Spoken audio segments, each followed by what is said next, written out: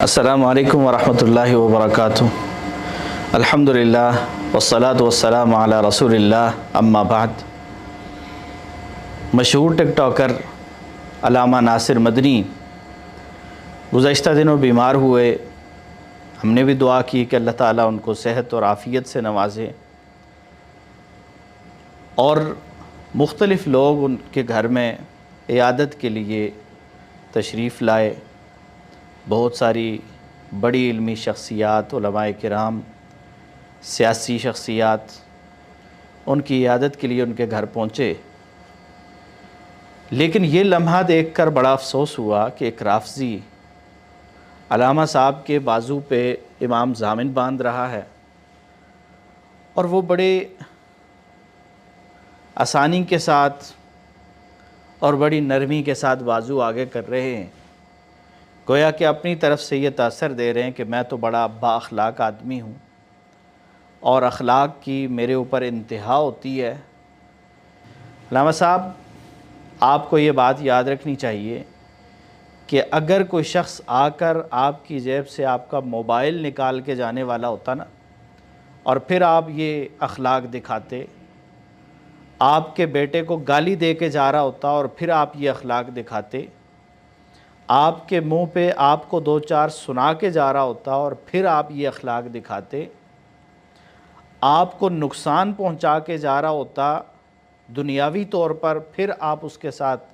اس اخلاق کا مظاہرہ کرتے، تو ہم واقعی مان جاتے کہ آپ بڑے زندہ دل آدمی ہیں اور آپ کا اخلاق واقعی بڑا عظیم ہے۔ لیکن آپ نے بد اخلاقی کی انتہا کر دی کہ اللہ کو گالی دی گئی، اللہ کے ساتھ شرک کیا گیا،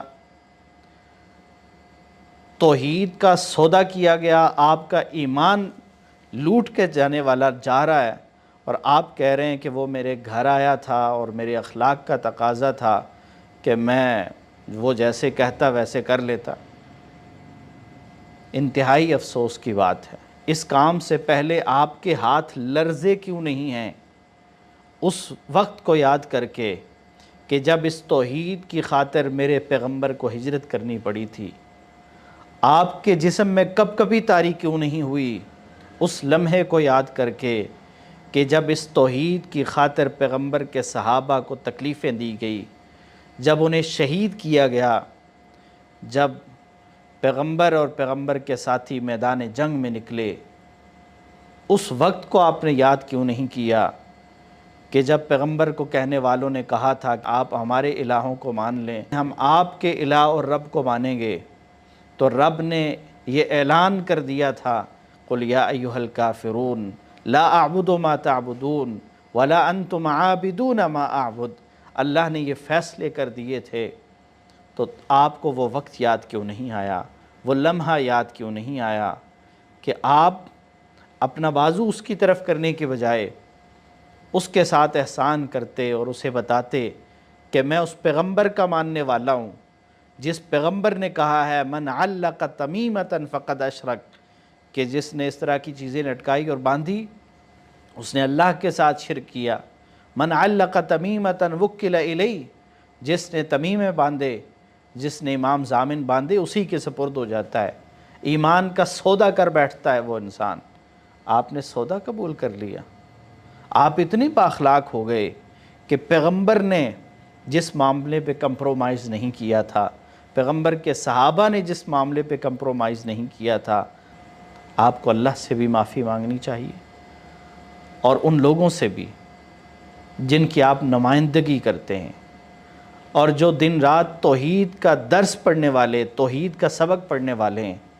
آپ ان کے نمائندہ بنتے ہیں۔ افسوس کی بات ہے۔ تو اللہ سے بھی معافی مانگیے اور ان لوگوں سے بھی جن کی دل آزاری ہوئی ہے، جنہوں نے آپ کو اپنے سٹیج دیے ہیں، اپنے ممبر دیے ہیں، اپنی مساجد میں بلایا ہے، جو آپ کو ہر جلسے کی زینت بناتے ہیں۔ کیا آپ کا فرض نہیں بنتا تھا کہ آپ اس لمحے کو یاد کر کے اسے عقیدہ توحید سکھاتے جو آپ کو شرک کی تعلیم دے رہا تھا، جو آپ کو شرک میں مبتلا کر رہا تھا؟ آپ کے پاس بیسیوں ہیلے بہانے ہوں گے، لیکن یاد رکھیں آپ نے اپنے ساتھ بھی ظلم کیا ہے۔ آپ نے جن کی نمائندگی کرنی ہے اور کرتے رہے ہیں، آپ نے ان کے ساتھ بھی ظلم کیا ہے۔ اللہ آپ کو سمجھ عطا فرمائے، توحید کی غیرت اللہ تعالیٰ آپ کو عطا فرمائے۔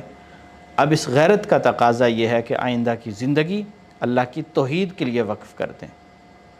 آپ بڑا اصلاح معاشرہ کی بات کرتے ہیں، لیکن جب تک معاشرے میں شرک ہے، لوگ نمازی بھی ہو جائیں، لوگوں کا اخلاق بھی اچھا ہو جائے،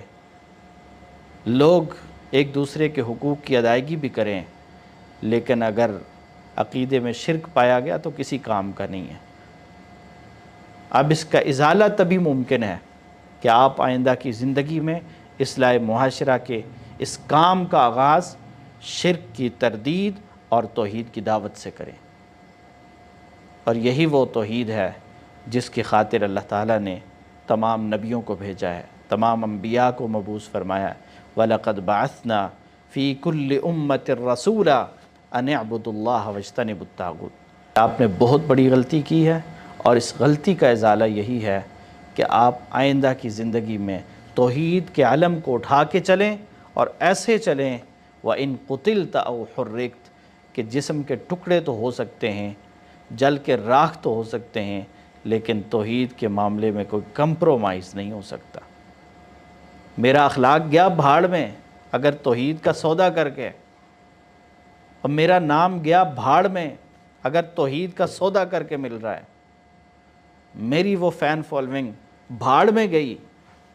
جو توحید کا سودا کر کے مل رہی ہے، کس کام کی ہے یہ؟ تو اللہ کی طرف پلٹیے، رجوع کیجئے، اور آئندہ کی زندگی میں احتیاط کیجئے، اور رب کے ساتھ وعدہ کیجئے کہ اللہ جو غلطی ہوئی ہے اس کا ازالہ یہی ہے کہ آج کے بعد سب سے پہلے میرے ہاتھ میں تیری توحید کا علم ہوگا۔ مجھے آج بھی آپ سے ہمدردی ہے، میں آپ پہ فتویٰ نہیں لگا رہا، لیکن آپ کی توجہ مبذول کرانا چاہتا ہوں کہ آپ اس مشن کو، توحید کے مشن کو اپنائیں۔ آپ اصلاح معاشرہ کی بات کرتے ہیں، بہت اچھی بات ہے، لیکن ان ساری بیماریوں سے بڑی بیماری شرک کی بیماری ہے، اور اس بڑی بیماری کا اگر ازالہ ہو جائے گا نا، یہ دور ہو جائے گی، تو چھوٹی بیماریاں خود بخود ختم ہوتی جائیں گی۔ اللہ تعالی ہم سب کو ہدایت عطا فرمائے، اور اللہ تعالیٰ نے آپ کو جو شہرت دی ہوئی ہے، اس شہرت کو غلط استعمال کرنے کی بجائے